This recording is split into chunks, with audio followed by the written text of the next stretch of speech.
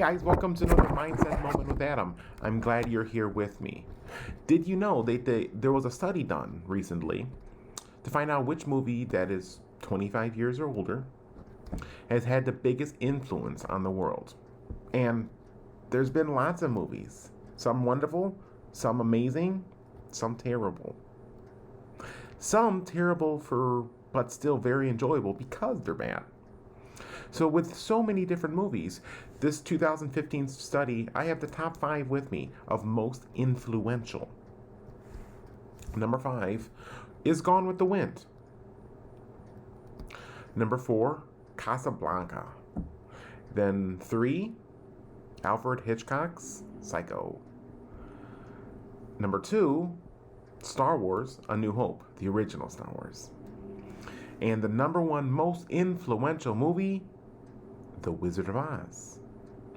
Who would have guessed that Dorothy would be the character that symbolizes the most influential movie? The Wizard of Oz is considered the modern American fairy tale and left a huge impact and plenty of life lessons from this movie. Of course, don't mess with tornadoes. Don't take shoes from people you don't know, especially when they're dead. The importance of taking a shower regularly, unless you melt. Helping other people, then there's no place like home. But as wonderful as Dorothy is, the side characters are even better. From the Munchkin Village to the Tin Man, the Scarecrow, the Cowardly Lion, Toto the dog, or Galinda the Good Witch, or Elphaba the Wicked Witch. But there's one character who's all hype, who is all blow, no show. The sizzle, not the steak. And I'm talking about Oz, the great and powerful, the wizard himself. The wizard is the object of hope for most of the movie, as in the gang aspires to go to him, hoping that he can help them with their problems, help them with figuring out the unrest in the land of Oz. Not a big ask, just kind of like take Dorothy, teleport her back to her own dimension where she belongs. Hand out a brain, a heart, courage. But the spoiler, okay, it's an 80-year-old movie, it's not a spoiler, but is that the wizard is just some dude that landed there by balloon. Disappointment. The hype, the legend, the fanfare of the great and powerful Oz is nothing. And because he's just some ordinary guy hiding behind a machine. And it makes me glad that people like the wizard are not actually in control. They're not sovereign. So, sovereign is defined by Webster's as a supreme ruler that has ultimate power. The examples from history would be the kings and queens of England, where these men and women have ruled over the British Empire with complete control, supreme power. There you go. Granted, Elizabeth now is still considered sovereign as queen. She just doesn't have the unlimited power because of Parliament. But if we would take this definition and remove it from government and put it back where it needs to be, that is, when we talking about God, it becomes more real, and that's so much more powerful. The sovereignty of God is the Christian teaching that the supreme authority in all things are under his control. God is the sovereign Lord with an incontestable right as the creator, owner, and possessor of heaven and earth. The sovereignty is an attribute of God, based upon the premise that he is the creator of heaven and earth and has absolute right and full authority to do or allow whatever he desires. And that's what we need to learn today. The simple and challenging point: God is sovereign and someone that we can trust completely. The first question to help us understand is why God is sovereign is to be answered is why God is sovereign. Then we can discuss how God's sovereignty impacts our lives. First, why is God sovereign? Why can we trust Him completely? Well, look out our windows, friends. We can find the best example and evidence of God being in control and able to do anything that He desires. So, the other week, Andrew and I had an itch. We wanted to go see a museum. It's been a while. Normally we would have gone to the Brookfield Zoo, but it's super cold. We always aspire to go to the Shed Aquarium, to see the Water Zoo. Tickets are sold out. So we ended up at the Field Museum. This was my first time going to the Field Museum. First time actually getting to see, in person, Sue, or Maximo. Going through the ancient Egypt displays, going to see the taxidermy, going to see the rare gems. It's a wonderful experience. But when I was at the taxidermy display, I didn't really appreciate it at first because my initial reaction is, oh, okay, there's a taxidermy of a hawk. Got it. Okay, there's 20 more. See one, seen them all, right? No. Then because I realized partially way through that is that they have a little card under each of the displays, under a lot of the animals, showing giving details about why this where it lives, the environment, and how it has adapted to survive and thrive. And that amazed me, that each of the animals in that large display room and on Earth were created by God and designed to thrive in the setting that they're in. Our triune God, who created the earth, did so with the knowledge of what each person, each plant, each animal, the earth itself needs. He did not make a perfect set of humans, some nice animals, and then not give them any plants to eat or prepare the earth to survive. Oops, my bad, fam. No. He didn't have God had the foreknowledge of what we need, what the earth needs. Every action and detail is perfect and just what we need. And nature is a great way of seeing the control and trust that should be in our God. Because after all, it is our best evidence to see of His created work. Look at what Paul wrote in Colossians, in the opening chapter of Colossians. In verse 15, he says, "He is the image of the invisible God, the firstborn over all creation. For by Him all things were created, that are in heaven, that are on the earth, visible and invisible. Whether thrones or dominions, principalities or powers, all things were created through Him and for Him. And He is before all things, and in Him all things consist. And He is the head of the body, the church, who is the beginning, the firstborn from the dead, that in all things He may have preeminence." Guys, this wonderful passage by Paul describes Jesus perfectly, because God did not just give us steak, some fried chicken, and iced tea and said, you know what, humans are satisfied. No. Paul shows us in verse 16 that God is the creator of all things, visible and invisible. That means God designed and created all things, even the things that we don't understand or appreciate or know that we need, from the tiniest particles to the composition of our blood. Those are made perfectly by God so that we can survive and grow and be healthy. That alone should put a smile on your face and give you reason to start trusting God, who is sovereign.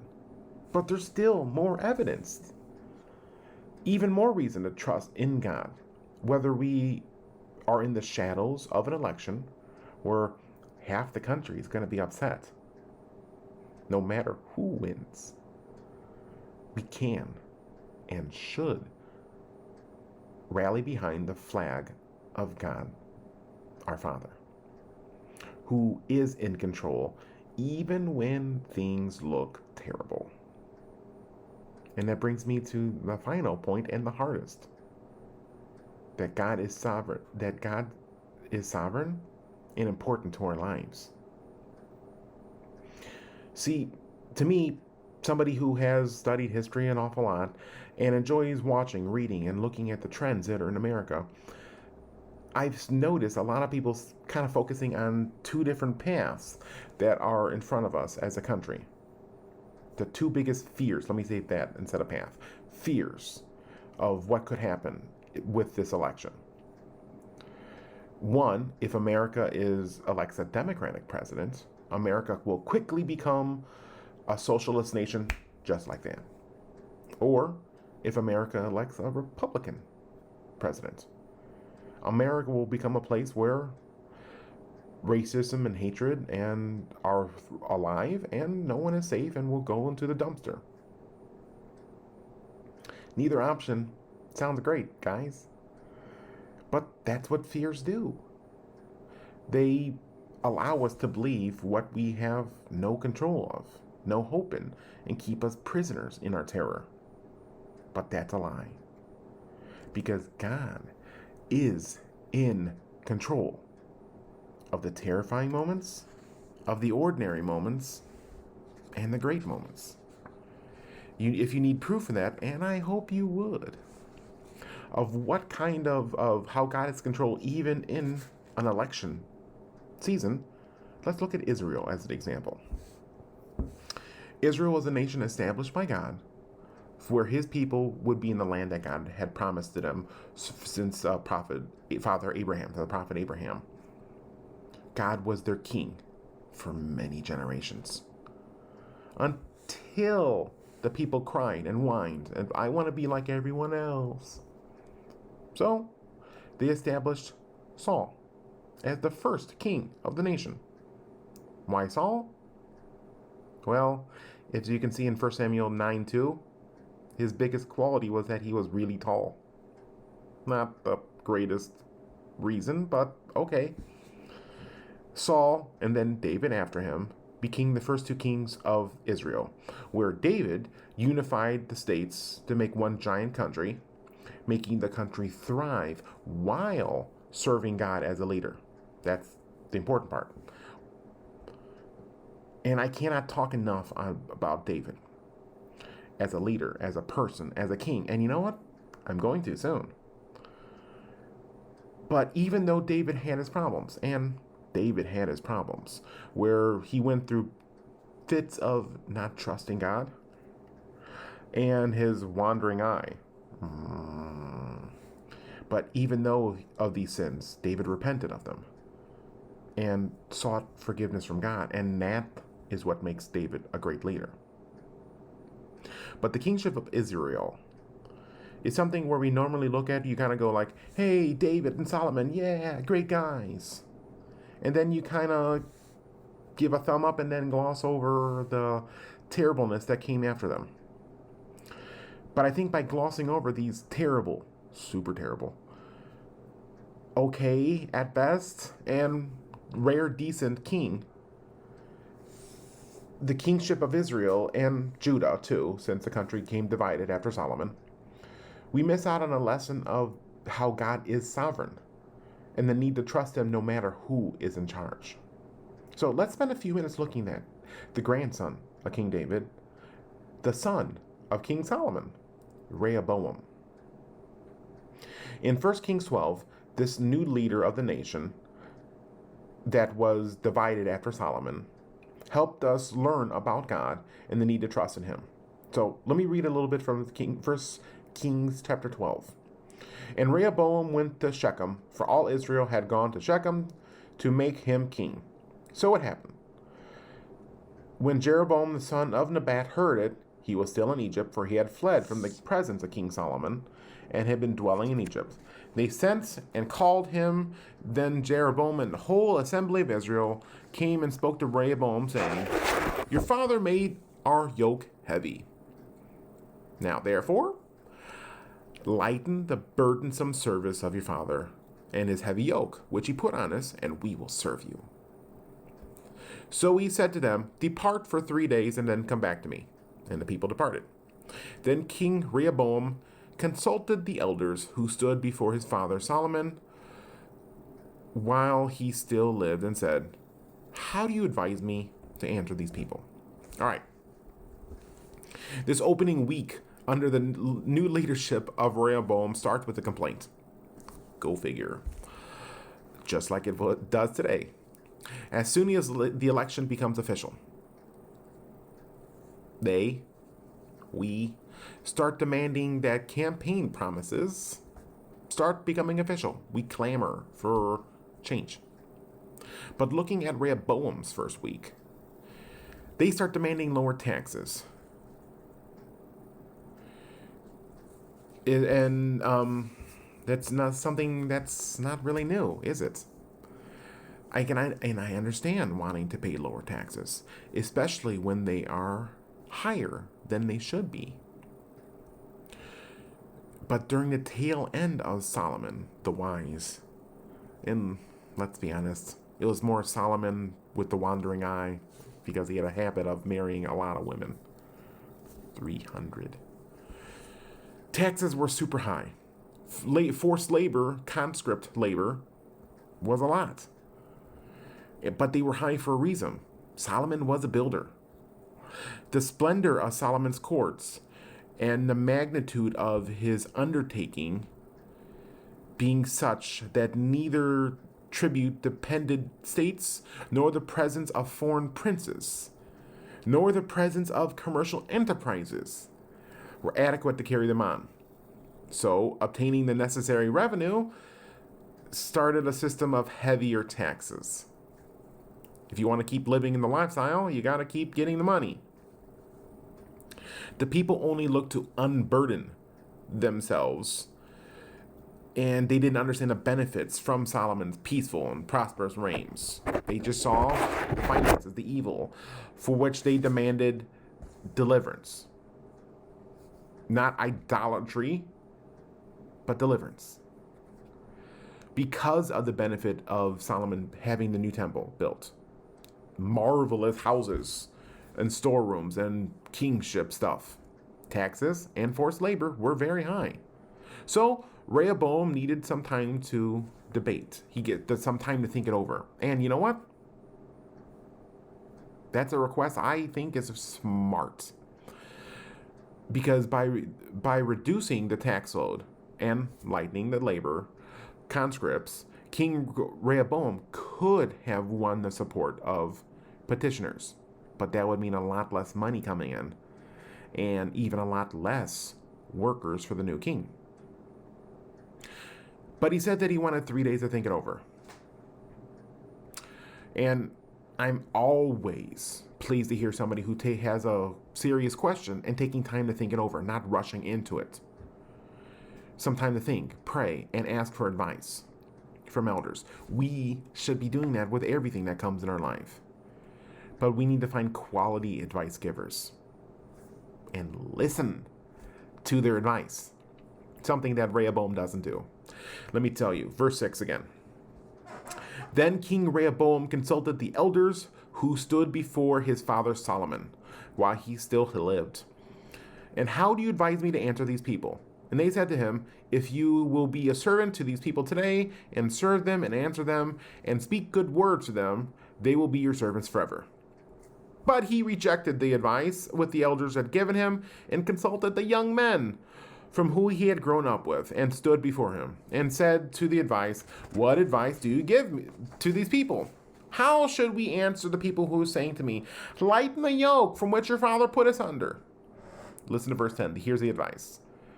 The young men had grown up with him, saying, thus you should speak to the people who have spoken to you, saying, your father made our yoke heavy, but you will make it lighter to us. Thus you shall say to them, my little finger shall be thicker than your father's waist. And now, whereas my father put a heavy yoke under you, I will add to your yoke. My father chastised you with whips, I will chastise you with scourges.